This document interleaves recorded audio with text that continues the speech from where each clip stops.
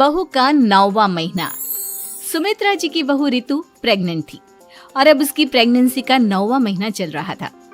रितु का पति देवेश उसका काफी अच्छे से ख्याल रखता था, लेकिन प्रेगनेंसी अपने आप में ही एक अलग ही वक्त होता है जब एक औरत कई तरह के बदलावों से गुजरती है। शरीर के साथ साथ उसके अंदर बहुत सारे इमोशनल चेंजेस भी आते हैं और रितु इन सब चीजों से गुजर रही थी। इसीलिए कई बार वो बहुत परेशान हो जाती थी। उसे बार बार बहुत मुश्किलों का सामना करना पड़ रहा था। एक दिन अचानक शाम के वक्त रितु जोर जोर से रोने लगी। अरे रितु बेटा, क्या हुआ?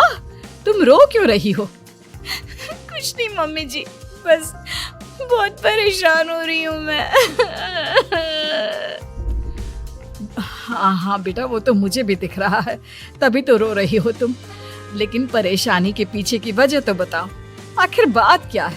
किसी ने कुछ कहा क्या तुमसे? नहीं मम्मी जी, किसी ने कुछ भी नहीं कहा, बस ऐसे ही मेरा मन कर रहा है रोने का।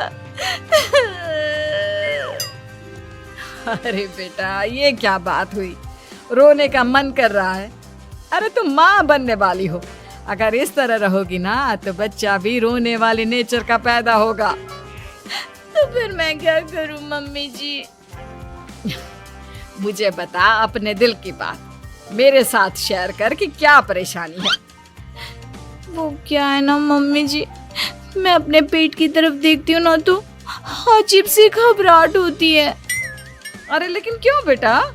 तुम्हारे पेट में तो तुम्हारा आने वाला बच्चा है, इसे देखकर तुम्हें खुश होना चाहिए। मम्मी जी वो क्या है ना, मेरा पेट इतना बड़ा हो गया है, शरीर की हालत ऐसी हो गई है तो सोच सोच कर डर लगता है कि मैं कभी फिर से पहले जैसे स्लिम और ब्यूटीफुल हो पाऊंगी क्या। अरे बेटा, ये तो कुछ दिनों की बात है, सब कुछ बिल्कुल पहले जैसा हो जाएगा। कुछ दिनों के बाद तुम्हें चिंता करने की कोई जरूरत नहीं होगी। रितु, क्या हुआ? तुम बार बार करवटें क्यों बदल रही हो?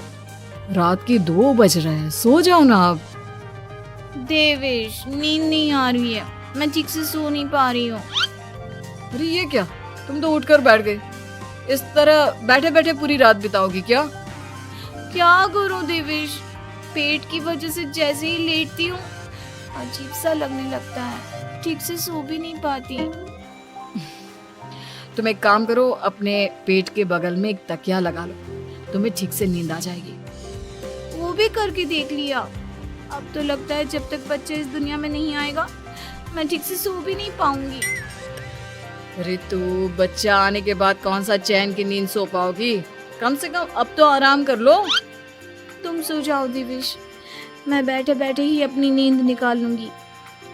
और फिर कुछ दिन के बाद सुमित्रा जी के घर पर कुछ परिचित लोग मिलने के लिए आते हैं। मम्मी जी, आप उन लोगों के साथ बैठकर बातें करिए, मैं सबके लिए चाय बना देती हूँ। अरे नहीं नहीं बेटा, मैं कर लूंगी, अभी तुम्हारी तबीयत ठीक नहीं है ना, तुम आराम करो। अरे मम्मी, घर के छोटे मोटे काम तो मैं करती हूँ ना, चाय बनाने में कैसी प्रॉब्लम? अच्छा ठीक है, अगर कोई परेशानी नहीं है तो बना दो चाय। अरे ये क्या बात है सुमित्रा जी, आप तो दादी बनने वाली हैं। हाँ जी, बस ठीक ठाक तरीके से मेरा पोता या पोती इस दुनिया में आ जाए तो चैन हो जाए। सही कहती हैं बहन जी, एक औरत के लिए ये वक्त बहुत मुश्किल होता है। वैसे बहू की तबीयत तो ठीक है ना? हाँ हाँ, तबीयत तो ठीक है, बस ऐसे ही थोड़ी बहुत परेशानी है जो इस वक्त होती है, उसी से गुजर रही है। पहली बार माँ बन रही है ना, कभी कभी परेशान हो जाती है। सुमित्रा जी रिश्तेदारों से बात करती है और उन्हें काफी देर हो जाती है। रिश्तेदारों के जाने के बाद, अरे रितु बेटा, तुम अभी तक किचन में काम कर रही हो? मैंने तुम्हें मना किया था ना, इतनी देर खड़े रहने की क्या जरूरत थी? मम्मी जी, वो मुझे लगा रात के खाने में देर हो जाएगी, इसलिए मैं साफ उधर बिजी थी तो मैं खाना बनाने लग गई थी।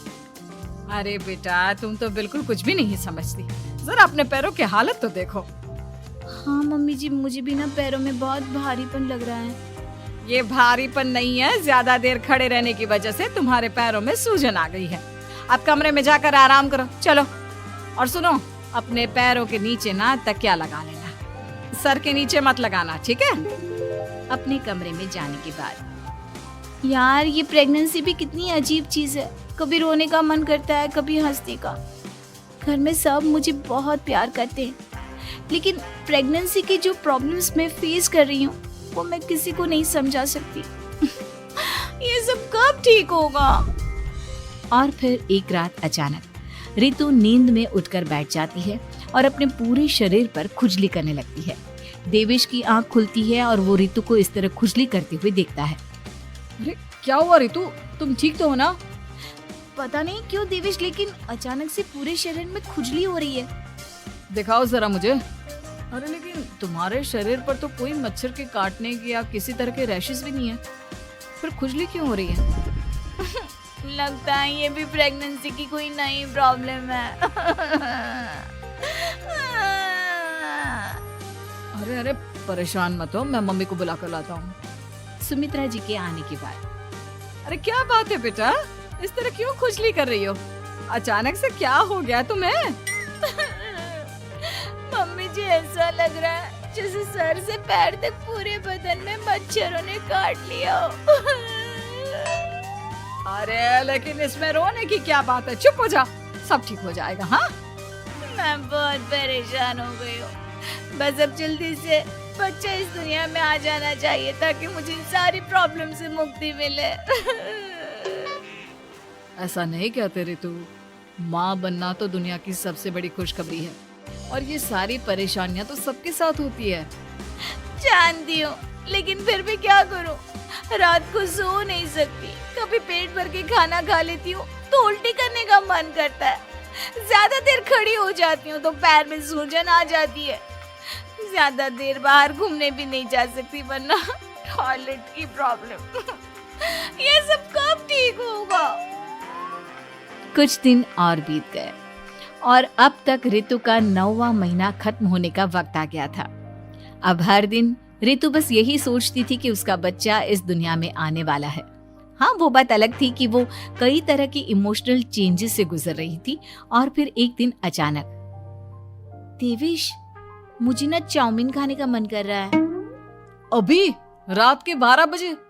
अरे रितु, इस वक्त चाउमीन कहाँ से लेकर आऊंगा मैं? किसी होटल में फोन करो ना, कोई तो डिलीवर करता होगा ना इतनी रात को। नहीं नहीं रितु, इतनी रात को कोई डिलीवर नहीं करता, तुम कल खा लेना, मैं कल तुम्हारे लिए लेकर आऊंगा बस।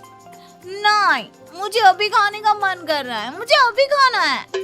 अच्छा अच्छा ठीक है, एक काम करो, मैं किचन में जाकर तुम्हारे लिए मैगी बना कर लाता हूँ, क्या पता उसे खाकर तुम्हारा मन ठीक हो जाए। हाँ ठीक है। देवेश रितु को मैगी बनाकर खिला देता है, लेकिन अगले दिन अचानक से रितु की तबीयत खराब हो जाती है। क्या हुआ है बहू को? बेटा तूने कुछ उल्टा सीधा तो नहीं खा लिया ना? मम्मी वो कल आधी रात को चाउमीन खाने की बात कर रही थी तो मैंने इसे मैगी बनाकर खिला दी। अरे लेकिन एक बार मुझसे तो पूछ लेता, इसी वजह से उसे अजीब सा लग रहा है। कोई बात नहीं, वैसे भी बच्चा आने का वक्त पास आ गया है ना, इसलिए ये सब चीजें हो रही है। मेरे पेट में बहुत दर्द हो रहा है, जब से मैगी खाई है तब से पता नहीं क्या हो गया। अरे कुछ नहीं हुआ बेटा, बस कुछ दिन की बात और है, परेशान मत हो। चल हम तुम्हें ना डॉक्टर के पास ले चलते हैं। हॉस्पिटल जाने के बाद, डॉक्टर साहब मेरी बहू की तबीयत ठीक तो है ना? हाँ, वैसे तो सब कुछ ठीक लगता है, डाइजेशन का प्रॉब्लम हो गया है, ऐसे वक्त में हो जाता है। प्रेगनेंसी की वजह से पेट के ऊपर बहुत प्रेशर आ जाता है, इसलिए डाइजेशन थोड़ा वीक हो जाता है। और उन्होंने रात के वक्त मैगी खा ली, इसलिए उनको ये प्रॉब्लम हो गया। डरने वाली कोई बात नहीं है। थैंक यू डॉक्टर साहब, अब हम इसका ध्यान रखेंगे। लेकिन अब रितु की डिलीवरी का वक्त पास आ गया है, आपको उनका पहले से भी ज्यादा ध्यान रखना होगा। मैंने चेकअप कर लिया है, 1 सप्ताह के अंदर रितु की डिलीवरी होने के पूरे चांस है। एक दिन अचानक किचन में काम करते करते रितु के पेट में बहुत तेज दर्द होने लगता है। देवेश, मम्मी जी जल्दी आइए।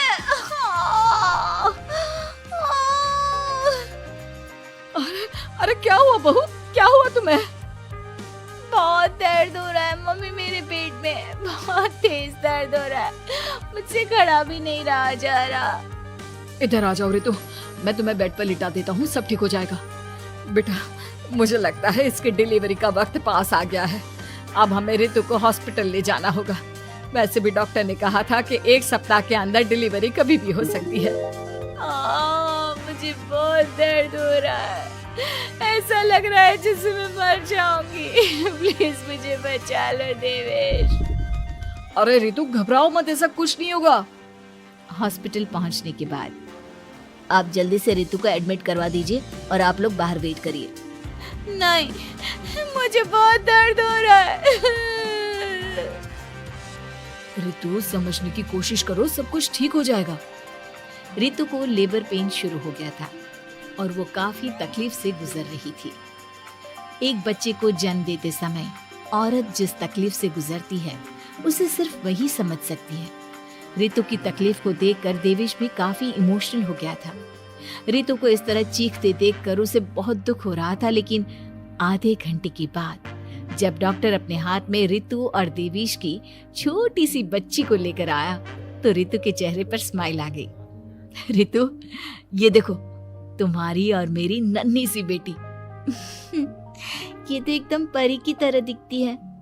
दिखेगी क्यों नहीं, एकदम तुम पर गई है ना, इसलिए। लेकिन मम्मी, उसकी नाक तो मेरे जैसी है। अच्छा ठीक है, नाक तुम रख लो, बाकी सब मेरे जैसा। देखा रितु, तुमने कितनी तकलीफ सही, लेकिन उस तकलीफ के बदले तुम्हें भगवान ने ये छोटी सी परी दे दी। और ऐसा सब औरतों के साथ होता है। तुमने बहुत हिम्मत रखी है बेटा, और इसका नतीजा आज हमारे सामने है।